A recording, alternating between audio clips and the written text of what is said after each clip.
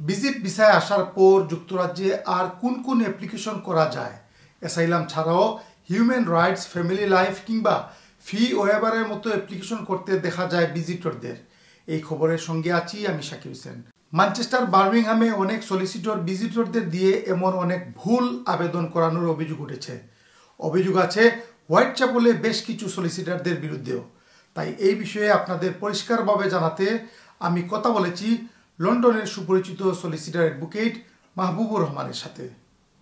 কেউ যদি ইউকেতে ভিজিট ভিসায় আসেন তখন তিনি প্র্যাকটিক্যালি কোনো সুইচ করার সুযোগ থাকে না, মানে ভিজিট ভিসা সুইচ করার সুযোগ নেই।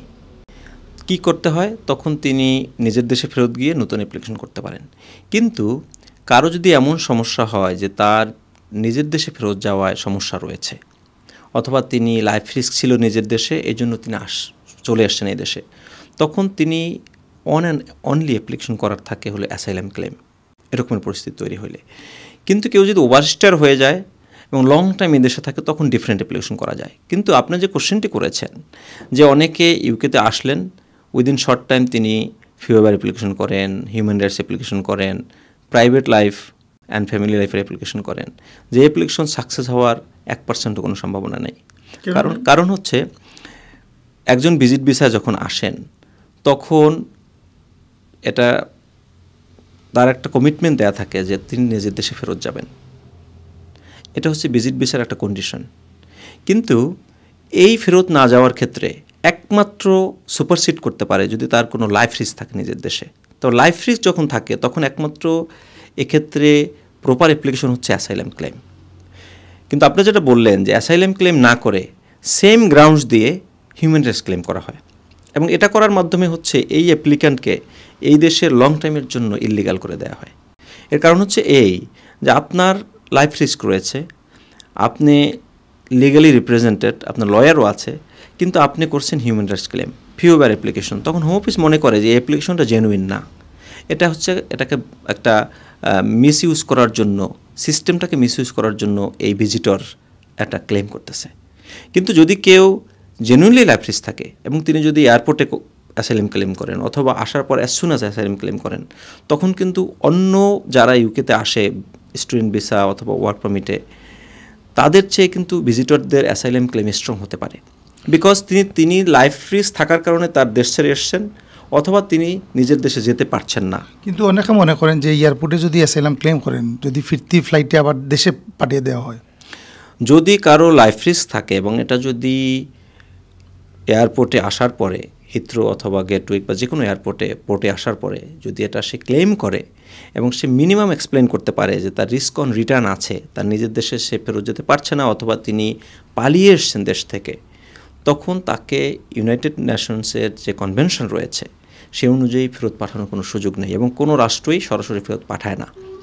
শুধু আপনাকে ক্লেম করতে হবে যে আপনার নিজের দেশে লাইফ রিস্ক আছে, সেজন্য আপনি অ্যাসাইলাম ক্লেম করছেন এবং নিজের দেশে যেতে পারছেন না। এমনকি আপনি যদি শুধু এই শব্দটি বলতে পারেন যে আমার লাইফ রিস্ক আছে নিজের দেশে, তখন এটাকে অ্যাসাইলাম করতে হবে না কি করতে হবে, তখন অফিসাররাই আপনাকে গাইড করবে। এবং এই বর্ডার অফিসার যারা থাকে, ইমিগ্রেশন অফিসার, তারাই তখন আপনাকে গাইড করবে যে ইউ ক্যান ক্লেম অ্যাসাইলাম। কিন্তু যেটা হয়, কমিউনিটিতে অনেকে আছেন, দেখা যায় আমাদের লং টার্ম কমিউনিটিতে অনেক দিন ধরে আছেন, কিছু এক্সপিরিয়েন্সও আছে, তারা অনেকে অ্যাডভাইস করে ফেলেন। এবং এমনকি নন কোয়ালিফাইড অনেক পার্সন আছে, তারা বলে যে ঠিক আছে তোমার এটা আমি দেখছি। তখন অনেক সময় এরকম ফিওভার অ্যাপ্লিকেশন, অনেক হিউম্যান রাইটস অ্যাপ্লিকেশন করে, এবং যেটা হয় তখন হোম অফিসের কর্মকর্তাদের কাছে এটা একটা তারা একটা অ্যাজিউম করে যে এটা হয়তো জেনুইন অ্যাপ্লিক্যান্ট না, তাহলে তো তিনি অ্যাসাইলাম ক্লেম করতেন। যেটা আমি বললাম, যদি এটা কেন করেন সলিসিটররা, এই মিসগাইডটা কেন করেন? এটা আমি বলবো যে কোনো কোয়ালিফাইড এবং নলেজেবল পার্সন এটা করেন না। কোনো সলিসিটর আমার মনে হয় না এটা করতে পারে যারা আপডেট ল সম্পর্কে ধারণা রাখেন। এখন একজন ক্লায়েন্ট কীভাবে বুঝবে যে সে আপডেট কিনা? কারণ তার তো অনেক নামডাক থাকে, একজন সলিসিটরের তো অনেক নামডাক থাকে, সেটা কীভাবে? আপনার একজন কোয়ালিফাইড সলিসিটর চেক করার জন্য আপনি অনলাইনে গিয়ে এসআরের ওয়েবসাইট আছে, শুধু নাম যদি লেখেন, যেমন আমার নাম এমডি মাহবুবুর রহমান সলিসিটর, আপনি লেখেন তাহলে দেখবেন যে অনলাইনে ডিটেলস চলে আসবে আমার। ঠিক আছে, একইভাবে অন্য যে কোনো সলিসিটর অথবা ইমিগ্রেশন অ্যাডভাইজার আপনি চেক করতে পারবেন, এবং অনলাইনে চেক করার সুযোগ আছে। যদি আপনি কোনো ক্রেডেনশিয়াল চেক করতে না পারেন, তাহলে তার অ্যাডভাইস আপনি না নেওয়া বেটার হবে। কারণ হচ্ছে তখন দেখা যাচ্ছে এই রকমের মিসঅ্যাডভাইসড হয়ে লং টার্মের জন্য একজন অ্যাসাইলাম সিকার তিনি ওভারস্টেয়ার হয়ে যান, এমনকি ইলিগাল হয়ে যান ইউকেতে। একজন ভিজিটর আসলে কোন অ্যাপ্লিকেশন করলে ভালো হবে? একজন ভিজিটর যদি নিজের দেশে ফেরত যেতে না পারেন লাইফ রিস্কের কারণে, অথবা লাইফ রিস্কের কারণে তিনি দেশ থেকে পালিয়ে আসছেন, এমন গ্রাউন্ডস থাকে, তখন একমাত্র তার সুযোগ থাকে অ্যাসাইলাম করার। অন্য কোনো অ্যাপ্লিকেশন করলে সেগুলো সাকসেস হওয়ার কোনো সুযোগ থাকে না। কারণ আপনি এমনকি যদি এখানে বিয়ে করার চেষ্টা করেন, বিয়ে করার সুযোগ নাই।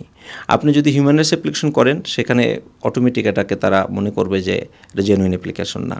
যেমন আমি অনেককে দেখেছি, যেমন মনে করেন তিনি দুবাই হয়ে এখানে এসছেন, এবং অনেক অ্যাপ্লিকেশন দেখেছি যারা আপনি বলেছেন যে ম্যানচেস্টার বা নর্থ থেকে এসছেন, তারা এরকমের দুবাই থেকে, সৌদি আরব থেকে অথবা থার্ড কোনো কান্ট্রি থেকে এসে ইউকেতে আসছেন, আসার পর অ্যাসাইলাম ক্লেম করছেন। এখন থার্ড কান্ট্রির রুলস সম্পর্কে অনেকের আইডিয়াই নেই। তারা করছে কি, যে তাদেরকে আপনার হিউম্যান রাইটস ক্লেম করে দিয়েছে, তাদেরকে ফিউবার অ্যাপ্লিকেশন করে দিয়েছে। এটা করার সুযোগ নাই। আপনি বলবেন যে সুযোগ আছে বলেই তো তারা করেছে, কিন্তু এটার আউটকাম নেগেটিভ অলওয়েজ, এবং লং টার্মের জন্য নেগেটিভ। এরপর যে কোনো অ্যাপ্লিকেশন করবেন তখন তারা ধরে নেবে যে এটা ক্রেডিবল অ্যাপ্লিকেশন না এবং ক্রেডিবল অ্যাপ্লিক্যান্ট না।